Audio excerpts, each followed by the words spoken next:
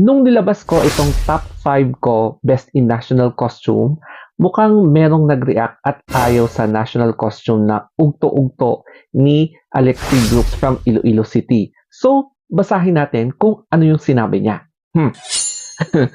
So, dito, tanungin kita, story of Anthony.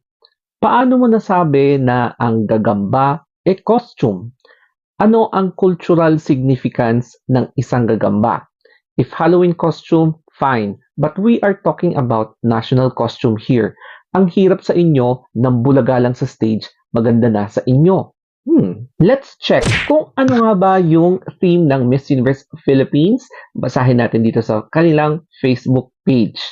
Sabi dito, presenting the national costumes of the delegates of the 2024 Miss Universe Philippines, inspired by the theme Philippine Flora and Fauna.